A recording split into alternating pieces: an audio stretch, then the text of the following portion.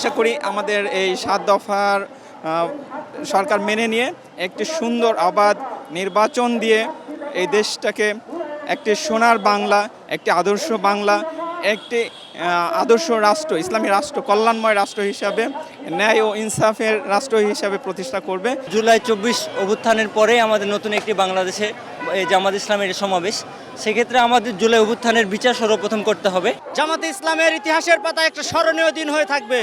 আমরা কখনো ভাবতে পারি না যে এত লোক হবে। এখান থেকে আমি দেখতেছি ফার্ম গেট থেকে শুরু করে সরোয়ার্দী উদ্যানের ভিতরে কোনো জায়গা নেই। আমি ওখান থেকে বের হয়ে আসলাম, আসার পরে দেখলাম যে শাহবাগে জামাত ইসলামকে রাজাকার বলে তারা স্লোগান দিয়েছিল যে ফাঁসির সরকার, সেই শাহবাগেও পা ফেলার মতো কোনো জায়গা নেই। মৌলিক যে সংস্কার এবং প্রবাসীদের যে ভোটার দেওয়ার যে বিষয়টা, তারপরে আমাদের ন্যায় ইনসাফের বাংলাদেশ গড়ার জন্য আমাদের সামনে ঐক্যবদ্ধ হতে হবে। সন্ত্রাস মুক্ত আমরা দেশ চাই এবং পিআর পদ্ধতিতে নির্বাচন আমরা চাই এবং সামনে যে নির্বাচন হবে সেই নির্বাচন অবাধ, সুস্থ, নিরপেক্ষ নির্বাচন যেন হয়, পেচিবাদী যেন ভোট চিন্তায় রাহাজানি যেন না হয়।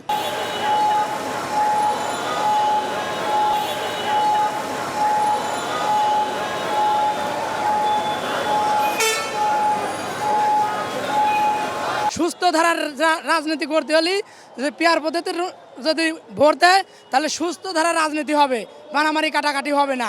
আমরা ঐক্যবদ্ধভাবে বাংলাদেশকে একটি সুখী সমৃদ্ধশালী বাংলাদেশ গড়তে চাই। নতুন বাংলাদেশ গড়ার, দুর্নীতিমুক্ত, ধর্ম বর্ণ নির্বিশেষে সবাই এই দেশে বসবাস করবে। আমরা তো বিগত দিনগুলোতে দেখছি, দুইজনেরই দেখছি যে তাদের দ্বারাতে আমরা ভালো কিছু পাই নাই।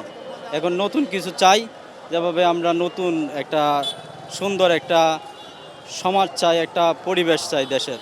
ওনারা যদি ক্ষমতায় যেতে পারেন, কোনো এমপি, কোনো মন্ত্রী, তারা কোনোদিন দুর্নীতি করবে না, মানবিক সরকার গঠন করবে, ন্যায় ইনসাফপূর্ণ সমাজ গঠন করবে, দেশ এবং রাষ্ট্রের কল্যাণে প্রত্যেকটা মানুষ যার যে অধিকার ফিরে পাবে। বাংলাদেশ জামাত ইসলামী তাদের যে কমিটমেন্ট রেখেছে, সেই কমিটমেন্টগুলো আজকের জনসমাবেশে আমরা শুনেছি এবং এটা অবশ্যই এই কমিটমেন্টগুলো যদি এই জাতি বুঝে, তাহলে সামনে জামাত ইসলামীকে অবশ্যই তারা ম্যান্ডেট দিয়ে ক্ষমতার কাছাকাছি নিয়ে আসবে বলে আমরা বিশ্বাস করি। সামনে দেশ থেকে জুলুম থাকবে না, অন্যায় থাকবে না, কোনো চাঁদাবাজ, দুর্নীতি, শোষণ, জুলুমমুক্ত এই দেশে, এই সমাজে কোনো শাসনতা থাকবে না।